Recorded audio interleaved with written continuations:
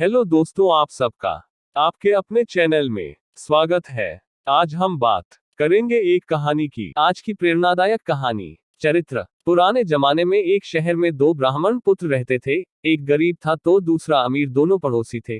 गरीब ब्राह्मण की पत्नी उसे रोज ताने देती, झगड़ती। एक दिन 11 के दिन गरीब ब्राह्मण पुत्र झगड़ों से तंग आ जंगल की ओर चल पड़ता है, ये सोचकर कि जंगल में शेर या कोई मांसाहारी जीव उसे मारकर खा जाएगा, उस जीव का पेट भर जाएगा और मरने से वो रोज की झिक-झिक से मुक्त हो जाएगा।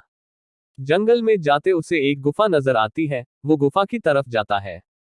गुफा में एक शेर सोया होता है और शेर की नींद में खलल न पड़े इसके लिए हंस का पहरा होता है। हंस जब दूर से ब्राह्मण पुत्र को आता देखता है तो चिंता में पड़ सोचता है, ये ब्राह्मण आएगा, शेर जगेगा और इसे मारकर खा जाएगा। 11 के दिन मुझे पाप लगेगा, इससे बचाए कैसे?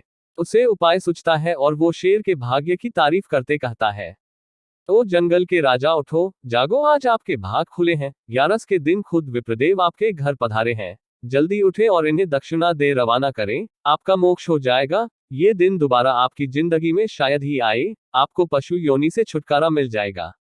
शेर दहाड़ कर उठता है। हंस की बात उसे सही लगती है और पूर्व में शिकार हुए मनुष्यों के गहने थे, वे सब के सब उस ब्राह्मण के पैरों में रख शीश नवाता है, जीभ से उनके पैर चाटता है। हंस ब्राह्मण को इशारा करता है, विप्रदेव ये सब गहने उठाओ और जितना जल्द हो सके वापस अपने घर जाओ। ये सिंह है, कब मन बदल जाए। ब्राह्मण बात समझता है, घर लौट जाता है। डौसी अमीर ब्राह्मण की पत्नी को जब सब पता चलता है तो वो भी अपने पति को जबरदस्ती अगली 11 को जंगल में उसी शेर की गुफा की ओर भेजती है। अब शेर का पहरेदार बदल जाता है।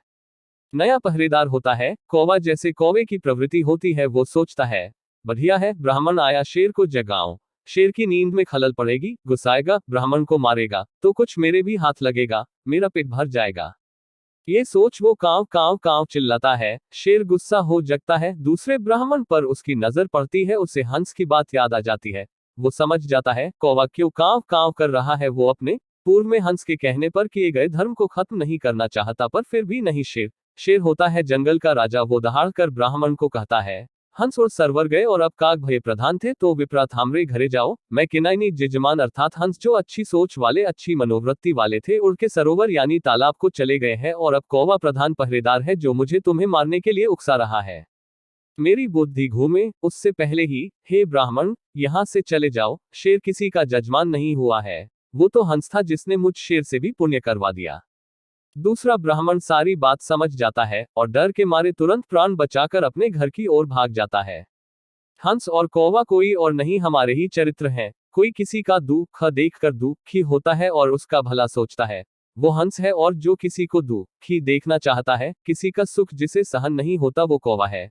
जो आपस में मिलजुल भाईचारे से रहना चाहें, वे हंस प्रवृत्ति के हैं। जो झगड़े कर एक दूसरे को मारने लूटने की प्रवृत्ति रखते हैं, वे कौवे की प्रवृत्ति के हैं। कार्यालय में, व्यवसाय में, समाज में या किसी संगठन में हो, जो किसी सहयोगी साथी की गलती या कमियों को बढ़ा चढ़ा के बताते हैं, उसको हानि पहुंचाने के लिए उकसाते हैं, वे कौवे जैसे हैं। और जो किसी सहयोगी साथी की गलती कमियों पर भी विशाल हृदय रखकर अनदेखी करते हुए क्षमा करने को कहते हैं, वे हंस प्रवृत्ति के हैं। कि ये कहानी आपको कैसे लगी? अच्छी लगी है तो चैनल को सब्सक्राइब करना, वीडियो को लाइक और शेयर करना और कमेंट करके जरूर बताना।